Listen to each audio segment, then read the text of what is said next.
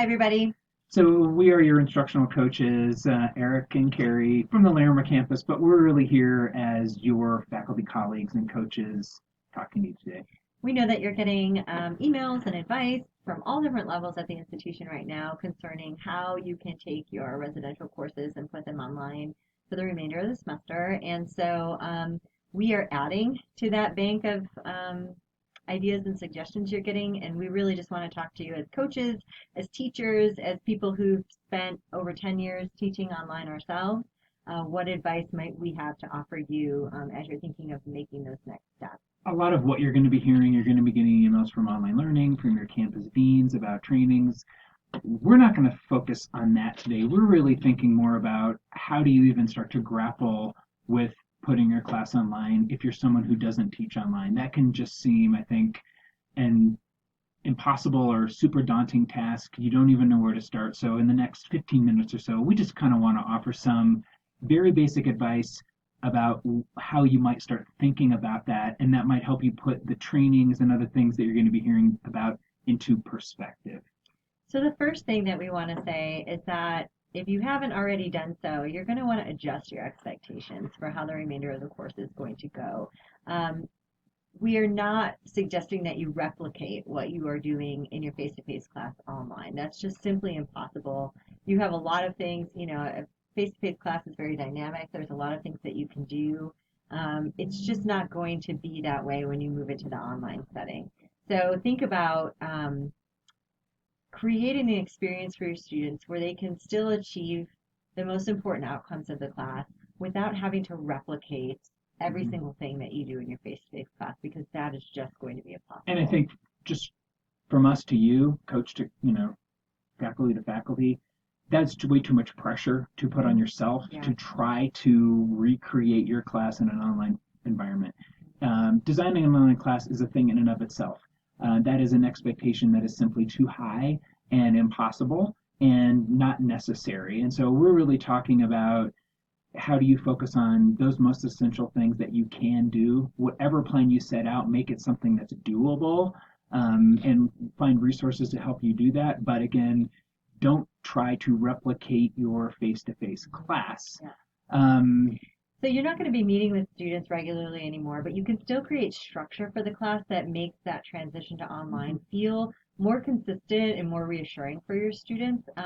Eric and I have been reading other sources, other resources on how to do this kind of thing, and some advice out there says, just to have things due once a week. We're actually going to give you different advice. If your class meets like on a Monday, Wednesday, Friday, or Tuesday, Thursday, you might want to consider keeping those same touch points with students, even though you're not meeting with them at the same time on those days, you can still have deadlines that fall on those days. So Eric teaches a Monday, Wednesday, Friday class. so I just told my students we are still going to have homework due, just like now, by Monday, by Wednesday, and by Friday. That's the system they're used to. There's a reason that face-to-face classes are paced through the week to break up the learning, to give students a chance to learn and think and get feedback. And so we just know also from teaching online, setting an end of the date deadline, end of the week deadline, it really then students will wait until Friday Yeah. to do their work. And if they're taking now 4 new online classes and everyone is saying do things by the end of the day on Sunday, it's just not the way students learn. And I think the comfort level, they're used to pacing. And so I guess we maybe will suggest a middle ground. If you currently meet 2 days a week, maybe you want to have two touch points or three touch points or whatever makes sense, but be flexible, realizing that your students may have other things going on and they may not meet that Tuesday deadline. We're encouraging flexibility, but we both really feel strongly that students learn by scaffolding learning throughout a week. Yeah. And by helping students do that, by setting some deliverables and deadlines, we think that's the best practice. And for you, to kind of allow yourself to move your workload and spread it out over the course of a week instead of having everything come in at one time. Students, so they're not used to pacing themselves throughout the week. So we can help them in that way by creating multiple deadlines. The other thing we want you to think about is whether or not you really need anything outside of what you have to use inside of D2L. Which we'll show you in a little while. Yeah.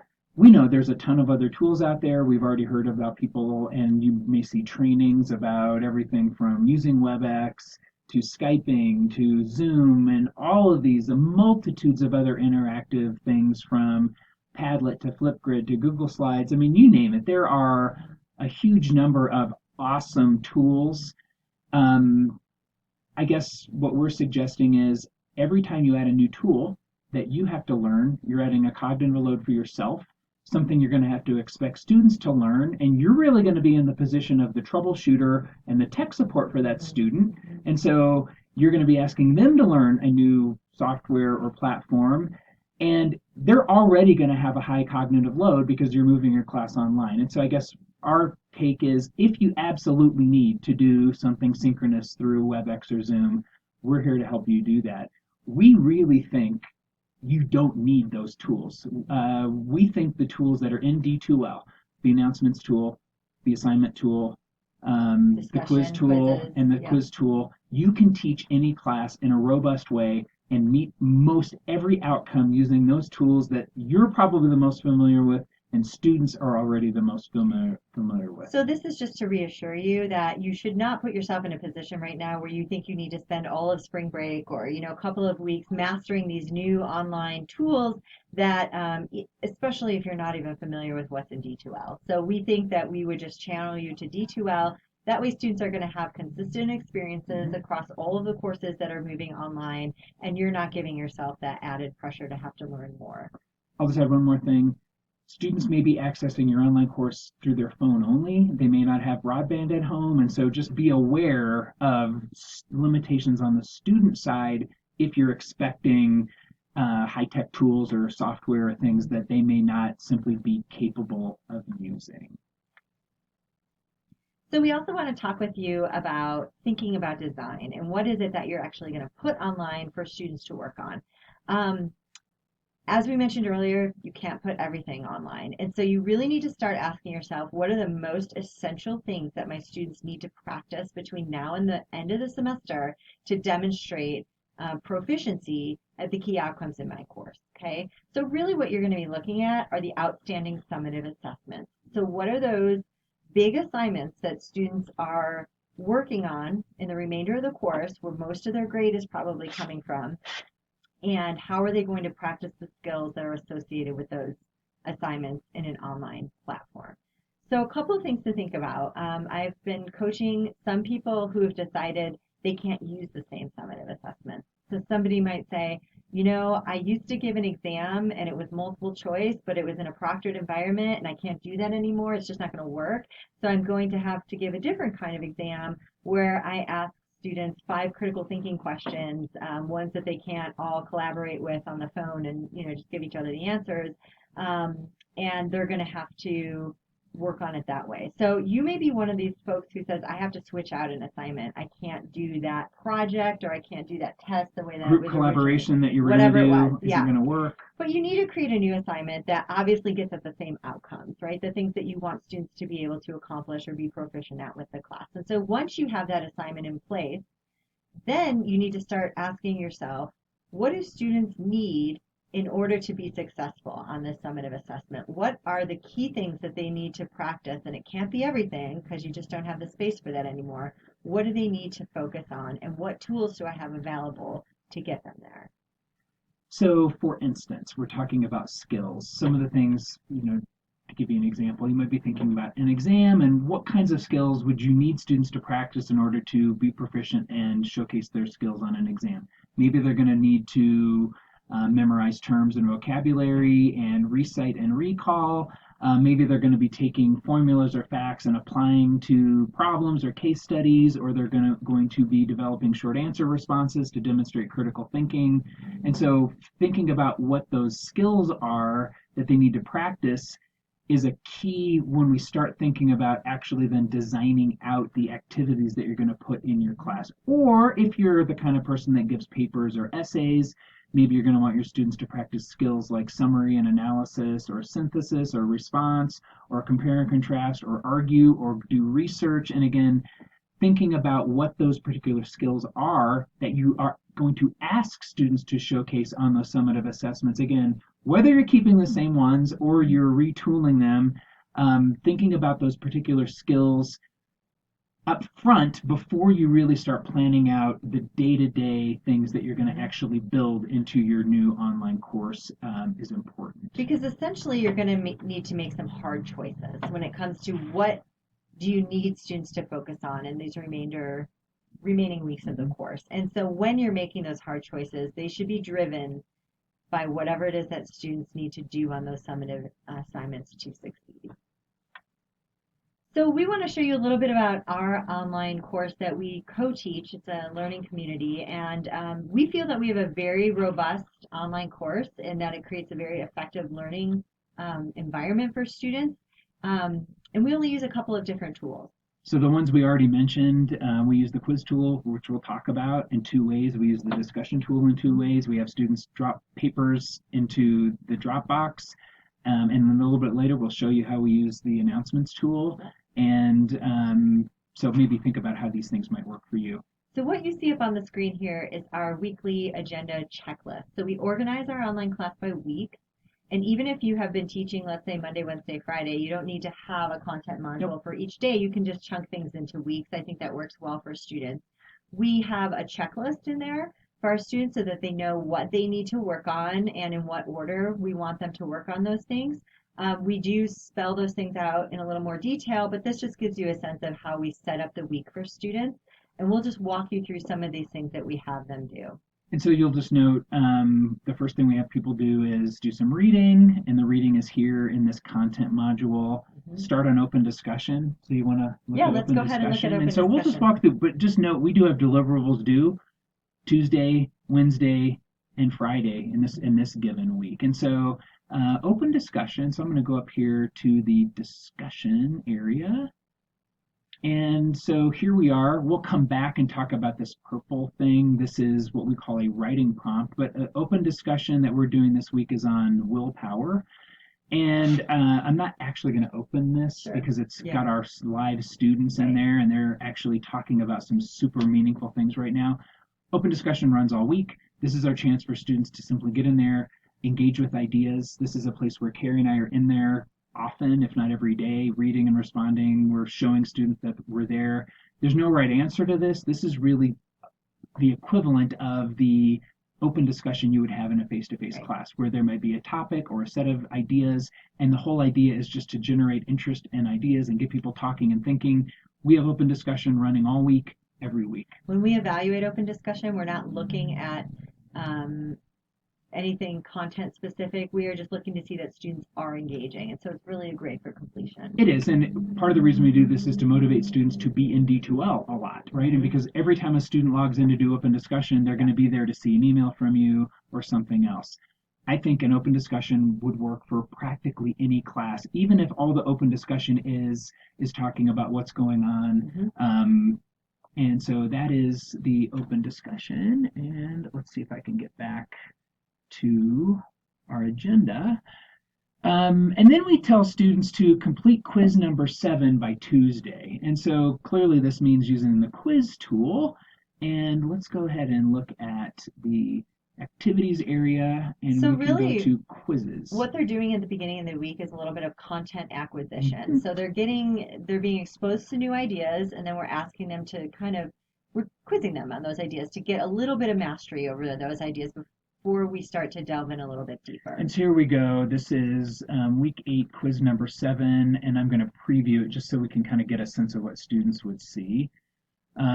This is a multiple choice true-false quiz. Students are reading about Plato and Socrates and all kinds of other things. And as Kerri mentioned, this is an online class. There are no lectures. Students are actually doing the reading, and this is our way to hold students accountable for actually gaining currency with the content, and also so they can self-assess their level of understanding of the reading. We make all these quizzes unlimited attempts, and we encourage students to take the quizzes as many times as they need to by Tuesday in order to get 100%, or else to clarify what they absolutely don't understand, and then we can address that. And so, again, almost any class could use some version of this sort of quiz. These are where there are right and wrong answers, and we're actually hoping students are gaining currency with the content, practicing recall. And so quizzing is a very powerful tool in D2L that you don't have to grade because you set it up, it's going to kick out auto grades. So this is not summative testing. This isn't about testing, looking back No. on what students know. This is a tool that we use to get students to keep working with the material and going back to the text and rereading it and thinking about it more and Mhm. coming back to it. And that's again because we want them to gain currency with the content so that they can do more meaningful with it, things with it later in the week. All right, let's exit out of here, and I'm going to go back to our agenda. Maybe I can get back to our agenda. Doesn't want me to get back to the agenda. There you go. All right, and so then we have them review an assignment sheet. So if we were putting this class online, and I'll just tell you, I teach this class face to face, and I'm thinking about how to do that, we would be prepping students for this next summative assessment, which Yeah. is essay number 3. That's the big capstone essay. That's where students are supposed to showcase everything they've learned. We will continue, we're asking students, remind yourself again what it is you're aiming at. This is that summative assessment that's about 3 weeks out there. You should be looking at it. Yeah. And then we're telling them, complete this writing prompt, part 1, by Wednesday. And a writing prompt is simply one of the ways that we use the discussion tool. So in the open discussion format, it's kind of a free-for-all. That, like Eric said, that's very much like the open discussion you might have in class, where you're just happy if students are participating, exchanging ideas, making connections. The writing prompts we still use the discussion tool for, but they're a little bit different because they're a little bit more, we require a little bit more thought and a little bit more development behind them, and they're a little bit more formally structured. And so you'll see in this one that students are working on this week. There's 2 parts to it. The first part, students need to make an original post where they're addressing these questions or whatever the task is at hand.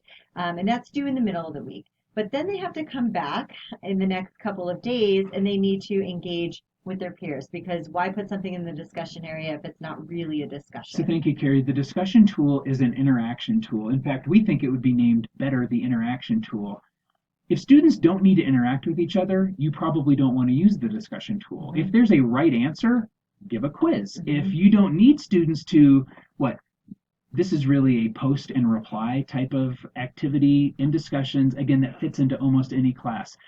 Do some academic work, student. Do your own work. Write a short summary, a paragraph, a paper, solve a problem. Put it in the discussion area, and then read and reply to 1 or 2 classmates doing something specific. I mean, that kind of basic format for a discussion can fit in almost any class. But this is really maybe a student may only be reading what 1 or 2 other students said. It's different than that kind of free-for-all discussion.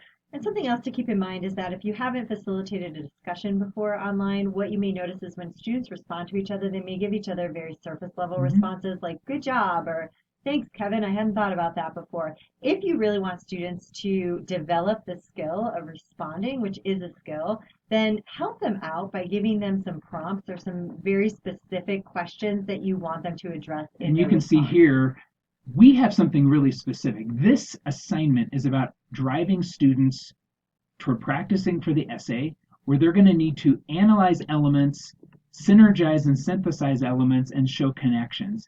Those are skills that we're helping students build over many weeks. And so this is literally asking them, first part, post something, summarize it. And the second part is make a connection between what someone else posted and what you posted. And so it's not just good job.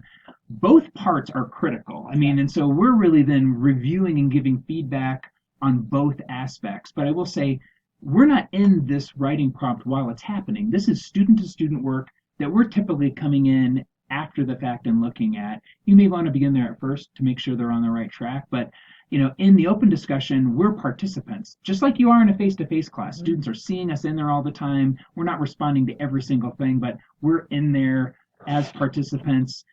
This kind of discussion question is more for students to work on. They're still working together, but you're reviewing it possibly in a different way. Generally, what we do with a writing prompt is at the end of the week, we will assess where our students are at and we'll determine whether or not they're on track for that upcoming assessment. If they are, we'll send them an email just kind of letting them know you did great work in there, you're on track for this assessment. If they're off track or they're not fully addressing what we want them to in there, then we will send them an email and give them some more So instruction that might through be that a email. mini lecture. It could Mhm. be following up on the 4 misconceptions that we saw. It could be cheering them on to work harder. We don't know what we're going to say until after we look at the work that they did. But that becomes your role as the online instructor. You're really doing a lot more of checking in with students' understanding and responding to them. So our students now have completed the first part of the writing prompt by Wednesday, and then we're saying by Friday you need to do this thing called Activity Hmm. 11. Yeah. And an activity is the thing that we use, and we put it in the quiz area. And so you saw we make 2 uses for the quiz tool. The quiz tool is what? It is a tool to let you and a student interact. Students do work, and then you get to look at it and give that individual student feedback either by giving them a grade or D12 is actually grading and giving the feedback Hmm. based on something you set up. But we use the quiz tool also for what we call activities, and I am going to Before you preview. open it, Yes, Eric, yes. I'll just say it is important that we label them as Oh, sorry. activities.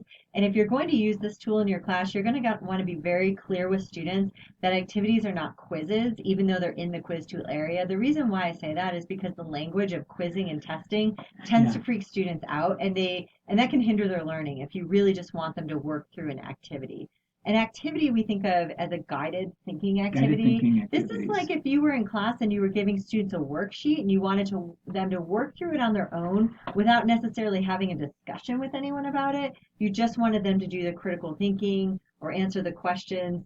It would make more sense to put something like that, a learning experience like that, in this quiz area as an activity than as a discussion. And I know almost all of you do this in class. You have students doing something either alone or with a partner or in a small group. And what are you doing? You're walking around, eavesdropping and listening, watching their formative work, intervening at a time. I mean, this, what have you done in a face to face class? Created an opportunity for students to do work so you can see what they're learning and Mm-hmm. intervene. This is just the way to do it Yeah. online. And so if you want to see kind of what this quote unquote type of quiz looks like, um, So this week, our students, like we said, they're working on essay 3 for us.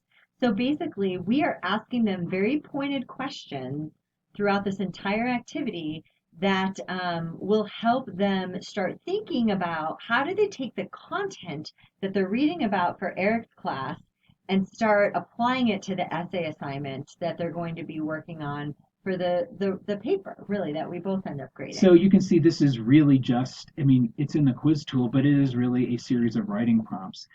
Look at the assignment sheet. Do you actually understand what it is? Can you paraphrase what you're being asked to do?